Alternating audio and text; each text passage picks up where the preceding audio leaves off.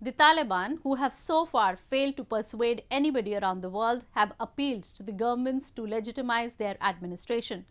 Acting Prime Minister Mullah Mohammad Hasan Akhund, who held a press conference with UN officials present in the audience, said that the conditions they were asked to meet in the peace process have already been met and they deserve to be part of the international mainstream.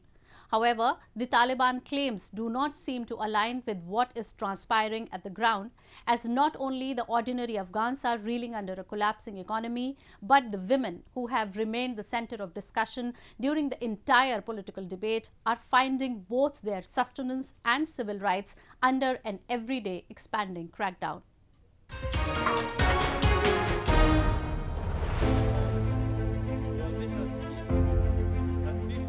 The Taliban have urged the international community to recognize them and treat them at par with other sovereign countries.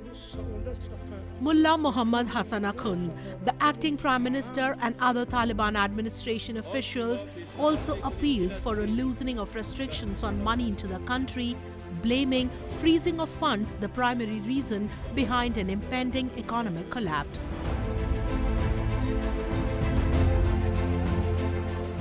The appeal comes as the country faces a cash crunch and a deteriorating economy pushes millions into poverty in the harsh winter.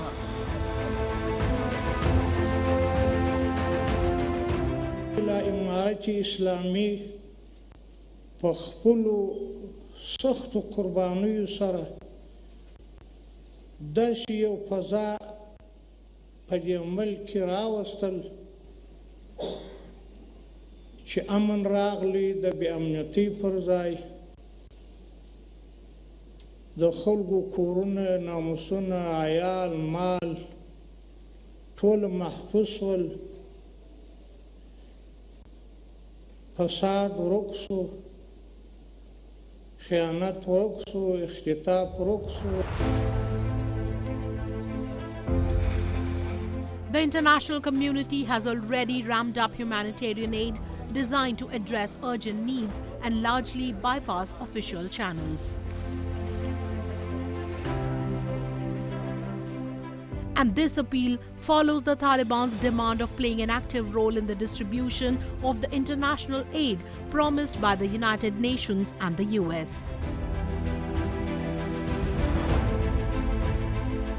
The ground reality, however, doesn't confirm the claims of Taliban, who say all the evils in the society were present only during the previous regime and they have disappeared with them at the helm of affairs. In a small tailoring workshop in Kabul, 29-year-old Afghan entrepreneur Sohaila Noori looks on as her dramatically reduced workforce of around 30 women sew scarves, dresses and baby clothes. A few months ago, before the hardline Islamist Taliban movement seized power in August, she employed more than 80 people, mostly women, across 3 different textile workshops. فعلا ما به تعداد 30 نفر هستیم داخل کارگاه کار میکنیم 10 نفر استاد کار هستن و دیگه به حساب طالبا و از روزی که طالبا آمدن کار ما نظر به سابق کمتر شده. With Afghanistan's economy deep in crisis, billions of dollars in aid and reserves have been cut off and ordinary people have little money even for basics. Enterprises like Noori's are struggling to stay afloat.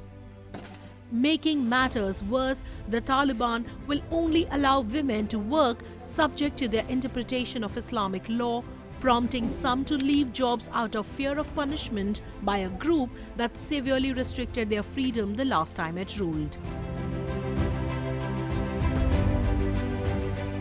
Hard-won gains in women's rights over the last 2 decades have been quickly reversed, and reports from international rights experts and labor organizations this week painted a bleak picture for female employment and access to public space. Though the economic crisis is hitting the entire country, Some agencies predict it will leave almost the entire population in poverty in the coming months. The effect is disproportionately felt by women. سابق ما زیاد کار داشتیم، قراردادیا داشتیم، بدون از اجرت وزی زیاد داشتیم، میتونستیم به استادا ماش بدیم، برای همکارای ما کار میکردن ماش بدیم. فعلا همون نیست. Afghan women's employment levels fell by an estimated 16% in the third quarter of 2021, according to a report released by the International Labour Organization for Afghanistan, on relative to 6% for men.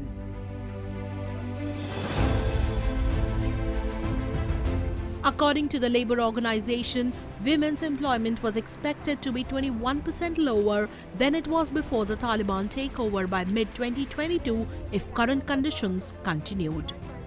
Amid all this, it appears highly unlikely that Taliban are getting any extraordinary concessions from the international community, let alone the recognition of a legitimate government.